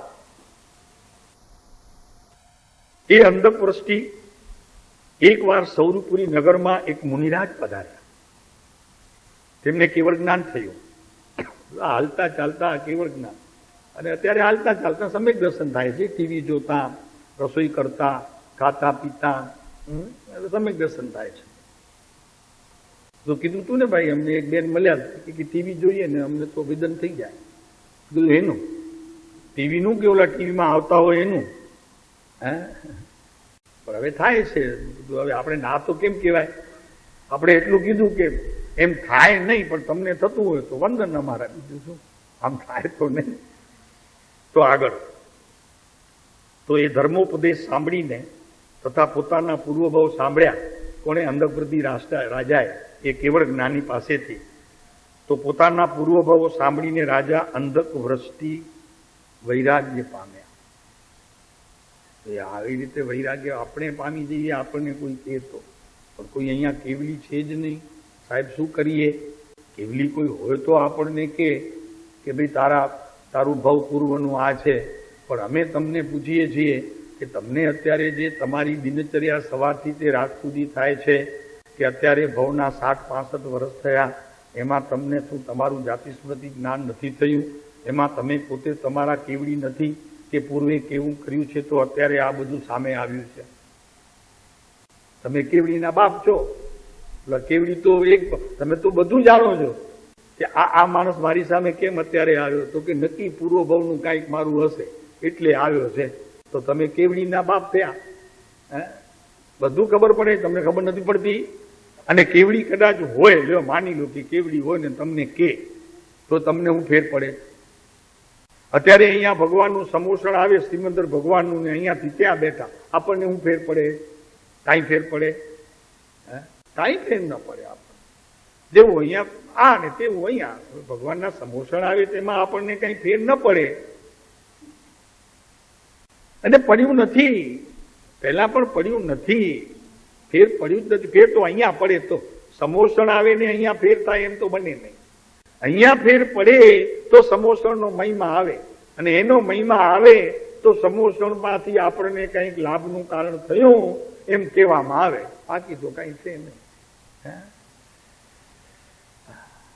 કૃપાળુદેવ સાક્ષાત આવે તો તમને બોધ ના આપી શકે. અત્યારે મજા તો એ છે. અને બોધ તો ના આપી શકે, ઉલટાનું તમને કહ્યું કે આ કોણ ગાંડો આવ્યો અહીંયા કૃપાળુદેવ થઈને, બહાર નીકળ. અહીંયા કૃપાળુદેવ હોય નહીં. હાલો આ જો આપણને ભાઈ નવું બનાવવા માટે કોઈક આવી ગયું. એમ એક ઈસુને બહાર કાઢ્યા હતા ધક્કા મારીને. ઈસુની એક કથા આવે છે, અને એક કથા કૃપાળુદેવની પણ લખી હતી. એમણે લખ્યું હતું કે જો શ્રીમદ રાજચંદ્ર કૃપાળુદેવ પાછા આવે તો, અરે આ બેઠો એને લખી પડી છે હજી વિજયભાઈ પાસે કાગળિયા, બહાર નથી કાઢતા કે સાહેબ એવું ન કરાય છે, હજી પડ્યું છે બધું. કે આવે તો, અમે એવું એસે લખ્યું છે કે આવે તો, કૃપાળુદેવ પાછા આવે તો એક વાર સૌરીપુરી નગરીમાં એક મુનિરાજ પધાર્યા. કેવળ જ્ઞાન થયું, ધર્મ ઉપદેશ અંધકવૃષ્ટિ રાજાએ સાંભળ્યું અને વૈરાગ્ય પામ્યા. હવે કેમ વૈરાગ્ય પામ્યા એક સાંભળી લો. એક વાર પૂર્વ ભાવમાં તે અંધકવૃષ્ટિ અયોધ્યામાં રુદ્રદત્ત બ્રાહ્મણ હતા. પૂર્વ ભાવ એમનું. અત્યારે જે દાદા છે નેમિનાથ ભગવાનના, એ પૂર્વમાં એક રુદ્રદત્ત બ્રાહ્મણ હતા, અને સુરેન્દ્ર શેઠ તેમના એક મિત્ર હતા. એ વાણિયા હતા. તે કુબેર જેવા ધનવાન હતા અને જૈન ધર્મના પરમ ભક્ત હતા. જીન પૂજા વગેરે કાર્યમાં તે દરરોજ 10 સોનામોર, અને અષ્ટમીએ 20 સોનામોર, અને ચતુર્દશીએ 40 સોનામોર વાપરતા હતા. એક વાર 12 વર્ષ સુધી તેમને પરદેશ જવાનું થયું. કોને? નગર શેઠને. ત્યારે પોતાના બ્રાહ્મણ જે મિત્ર હતા એ રુદ્રદત્ત ઉપર વિશ્વાસ રાખીને જીન મંદિરમાં તું મારા વતી રોજ પૂજન કાર્ય કરજે, અને આ હું તને સોનામોર આપી જાઉં છું, એ રોજ તું ભંડારામાં નાખજે એમ કહી ગયેલા. અને ઘણી બધી સોનામોરો આમ આપી દીધી. પછી પાછળથી રુદ્રદત્તે એટલે તે બ્રાહ્મણે તે ધન પૂજામાં વાપરવાના બદલામાં જુગાર વગેરે પાપ કાર્યમાં વાપરી નાખે. કોણ? નેમિનાથ ભગવાનના દાદા. સમજાય? અંધકવૃષ્ટિની પૂર્વભોની વાત ચાલે છે. આ રીતે વિશ્વાસઘાત કરીને ધર્મનું દ્રવ્ય પાપ કાર્યમાં ખર્ચી તેમજ મહાપાપોનું સેવન કરી તે જીવ કેટલીય વાર નરકમાં ગયો. પ્રભુ વાત તો એટલી ઝીણી છે પ્રભુ, કે આજે આપણે કંઈ પણ દાન બોલ્યા હોઈએ તો સાંજી નહીં, પણ 15 મિનિટ નહીં, 10 મિનિટ નહીં, તે જ સમયથી આપણો એ પૈસાનો અધિકાર નથી, આપણે ઘરમાં રાખીએ. નહીતર આવી સ્થિતિઓ થાય છે. એટલું શાસ્ત્રોમાં બધી જગ્યાએ વર્ણન કર્યું છે. હેમચંદ્ર આચાર્ય પણ ત્યાં વર્ણન કર્યું છે યોગ શાસ્ત્રની અંદર. કે ધર્મ કાર્યમાં એક વખત તમે પૈસો આપી દીધો અને પછી તમે જેટલો સમય ઘરમાં રાખો છો તો આ સ્થિતિ થાય. હવે જો કેવી સ્થિતિ થાય છે, તો મહાપાપોનું સેવન કરવાથી તે જીવ કેટલી વાર નરકમાં ગયો. અને નરકમાં તો આને બહુ સુખ હોય, કેમ કે દુઃખ જ હોતું નથી, સુખ જ હોય. દુઃખ જ હોય, સુખ હોતું. ભાઈઓ, બંધુઓ, પ્રેમીઓ એમ કરીને વાત કરે છે કે ધર્મની વિરાધનાનું આવું મહાપાપ જાણીને કદી સ્વપ્ને પણ ધર્મની જરાય વિરાધના ન કરશો. તન મનથી ભક્તિપૂર્વક ધર્મની સેવા કરજો. એ પછી નરકમાંથી છૂટીને ભટકતો તે રુદ્રદત્તનો જીવ એટલે નેમિનાથના દાદાનો જીવ હસ્તિનાપુરીમાં અત્યંત ગરીબ મનુષ્ય થયો. તે ઘણો રોગિષ્ઠ, દુર્ગંધી અને કુરૂપી હતો. આ પૂર્વ ભાવમાં, અત્યારે નેમિકુમારના દાદા છે, પણ પૂર્વ ભાવ જો એમનું કેવું હતું. ઘેર ઘેર ભટકીને ભીખ માગવા છતાં તેનું પેટ ભરાતું ન હતું. ભૂલ શું કરી એ ખબર પડી ને. અને જાણે કે નરક કેવી છે તે પાપી જીવોને નજરે દેખાડવા માટે જ કર્મ હોય તેને મનુષ્ય લોકમાં મોકલ્યો હતો. આમ હોવા છતાં મોક્ષ માટેની તેની કાળલબ્ધિ નજીક આવવાની તૈયારી હતી, તેથી તેને અનુકૂળ એક પ્રસંગ બન્યો. હવે આ પ્રસંગ આવે છે જે આપણે પૂરું કરીએ. એક જૈન મુનિરાજ તે નગરીમાં આહાર માટે પધાર્યા. દરિદ્ર રુદ્રદત્ત, આ નેમિનાથ ભગવાનના દાદાનો જીવ રુદ્રદત્ત તેમની પાછળ જવા લાગ્યો. એમને એમ થયું કે આ કોઈ મહાત્મા લાગે છે, તો એમની પાછળ ગયા. તો એ મુનિરાજને તો બધાએ સુંદર આહાર આપ્યો. પછી મુનિરાજની સાથે આવેલા હોવાથી તે દરિદ્ર મનુષ્યને પણ પેટ ભરીને શ્રાવકોએ ભોજન કરાવ્યું કે આ પણ આમની સાથે છે, તો એમને પણ ભોજન કરાવ્યું. અતિથિ દેવો ભવ એ તો આપણો હિન્દુઓનો મૂળમાં સંસ્કાર છે, આયો છે. ગમે તે હોય આપણે એને તો અતિથિ દેવો ભવ સમજીને આપણે ખવડાવીએ છીએ. જીવનમાં ક્ષણભરમાં મુનિરાજના સંગને લીધે મને આવું ઉત્તમ ભોજન મળ્યું એ વિચાર કરતા થયા રુદ્રદત્તના જીવ નેમિકુમાર ભગવાનના દાદા. તો કે થોડીક વાર મને આ મુનિરાજની મને સંગતિ થઈ તો એનાથી મને આટલી બધી તૃપ્તિ થઈ, આહાર મળ્યો, શાંતિ પણ થઈ.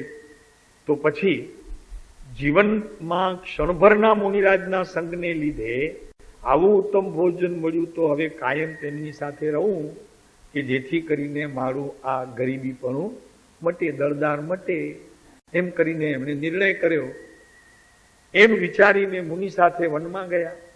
જ્યાં મુનિ ગયા વનમાં, પછી તો એ ગયા વનમાં અને એમણે પ્રાર્થના કરી મુનિને કે હે સ્વામી, હે મુનિરાજ, મને આપની સાથે રાખો. આ નેમિનાથ ભગવાનના દાદાની વાત ચાલે છે.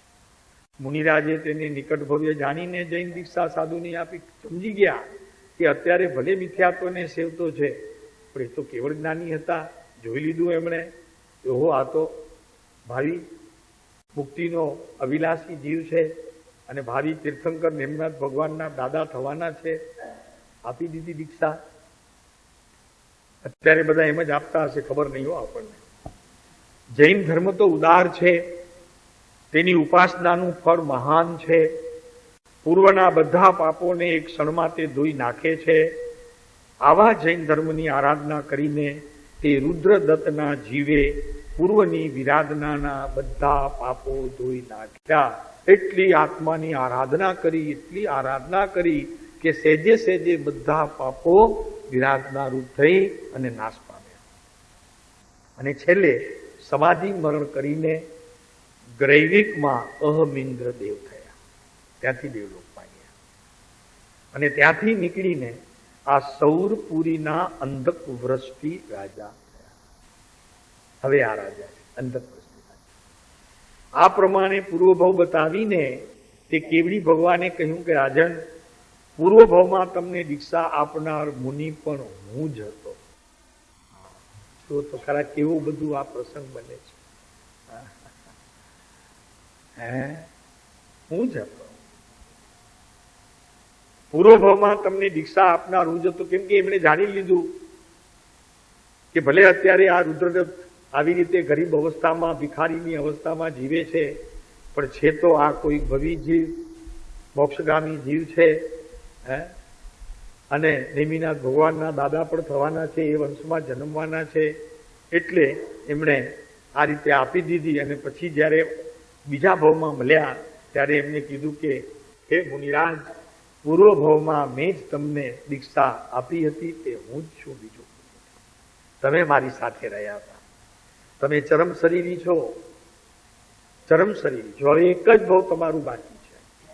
અને 22માં તીર્થંકર નેમિનાથના તમે દાદા થશો. આ બધું કેમ બનતું હશે? વિચાર તો કરો પ્રભુ. અને નેમિનાથ ભગવાન તમારા પૌત્ર કહેવાય.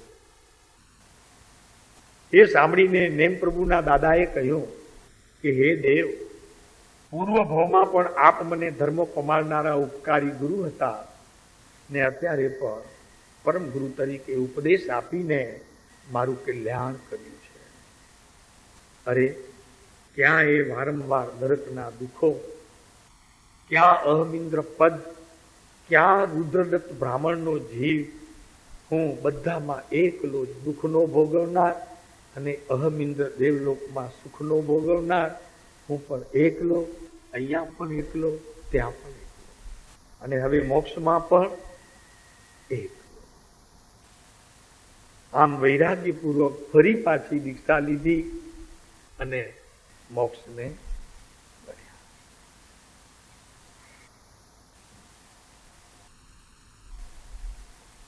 તે રાજા અંધપ્રસ્થિના 10 પુત્રો, 2 છે. તેમાંથી સમુદ્ર વિજય વગેરે 9 પુત્રો તો પૂર્વ ભાવમાં પણ ભાઈઓ જ હતા. જો તો ખરા કેવી રીતે. એટલે અમે કહીએ છીએ કચ્છી ભાષામાં, સબન કહી જા ભલા, કિંગ સબન કહી જા. અહીંયા આવ્યા છે, કંઈક એવું કરજો કે આપણે અહીંયા ભેગા.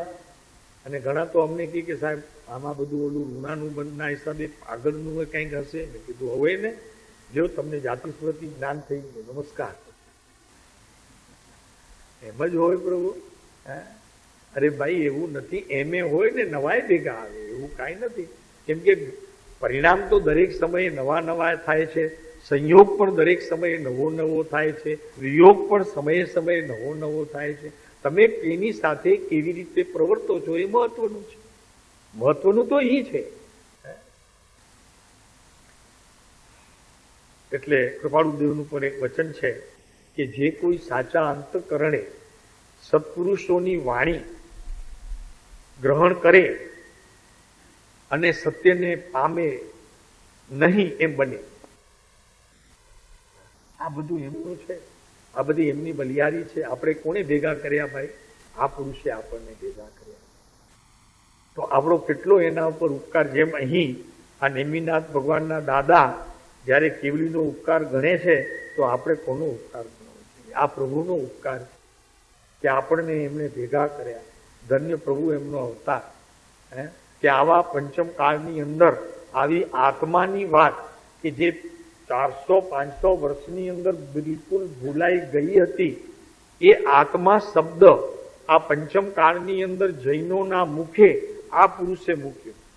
બધાને આ સરસ્વતી રૂપી દાન કર્યું.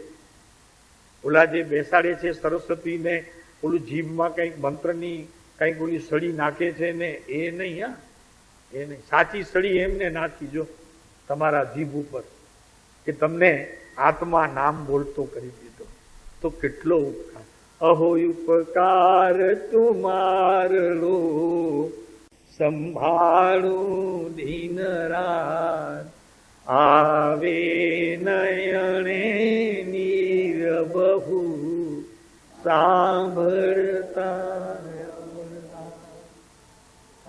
અનંત ઉપકાર પ્રભુ આપનો.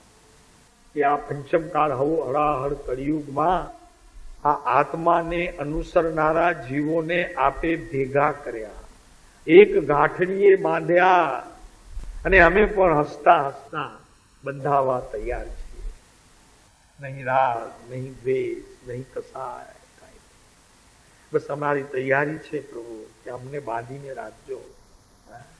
વાણિયા છીએ, કોશિશ તો કરીએ છીએ કે વાણિયા ન રહીએ, ક્ષત્રિય થઈ જઈએ, પણ વચમાં ક્યાંક પણ વાણિયાપણું અમારામાં જોવામાં આવે તો પ્રભુ અમને ક્ષત્રિય રૂપી આ જીવમાં પ્રાણ પૂરજો, જેથી અમે અમારું આત્માનું કલ્યાણ આપના સાનિધ્યમાં કરી શકીએ.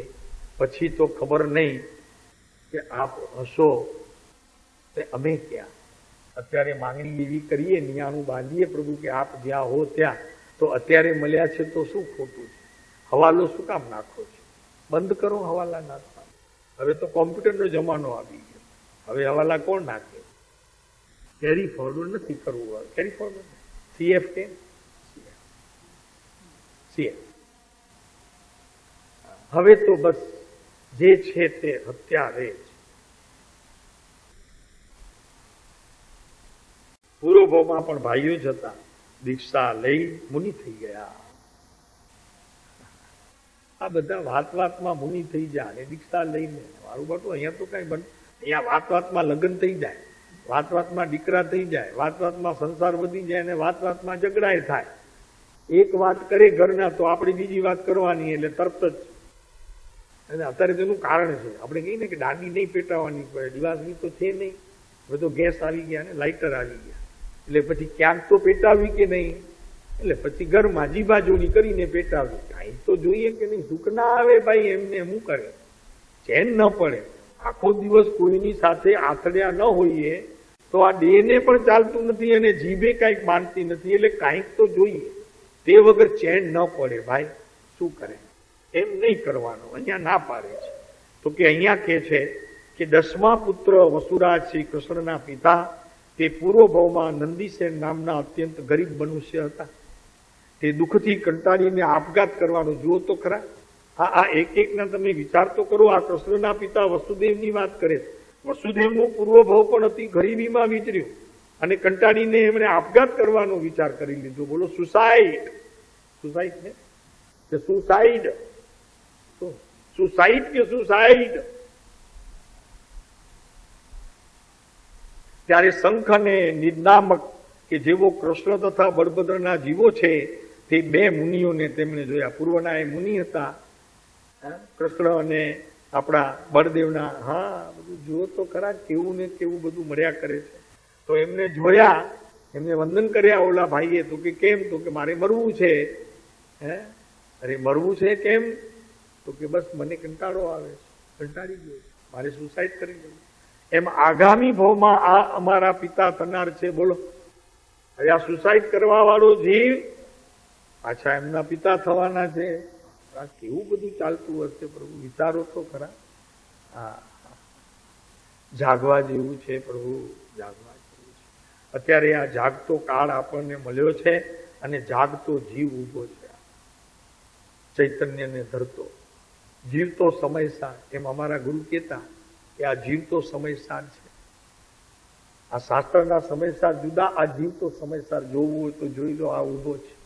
એક એમની કરણી અને એમના આખા જીવનનું દિનચર્યા બિલકુલ સમયસારને અનુરૂપ, બિલકુલ સમયસાર. એટલે વારે ઘડીએ કે જીવતો સમયસાર આવો છે. બહુ આનંદ આવે. તો આ રીતે આપણે જ્યાં પહોંચ્યા, તો ત્યાં પહોંચ્યા છીએ ત્યાં સુધી વિચાર કરવો અને એ વિચાર કરીને આપણે આગળ કેમ વધવું. પછી આપણે આ નેમનાથ ભગવાનની વાર્તા આપણે આગળ વધારશું. કારણ કે અહીંયા થોડીક તો કથા ચાલવી જોઈએ. પર્યુષણના દિવસોમાં બધી જગ્યાએ કથા ચાલે, તો અહીંયા થોડી કથા રાખી. તો ફરી પાછા આપણે એ કથાની સાથે આપણે એવી યાત્રા કરશું કે જે યાત્રાએ હજી આપણે કોઈ દિવસ ગયા નથી. હવે નેમનાથ ભગવાનની જીવન યાત્રાની સાથે આપણી યાત્રા પણ એવી રીતે આગળ ચલાવશું કે આપણું કંઈક કાર્ય થઈ જવાનું છે એવું કંઈક નિમિત્ત દેખાય છે. એવી કંઈક પોતાની ઉપાદાનની જાગૃતિ રૂપ વાત પણ કંઈક શ્રદ્ધામાં આવતી જાય છે. કામ થઈ જશે. વિશેષ કહેવાશે. ઓમ શાંતિ.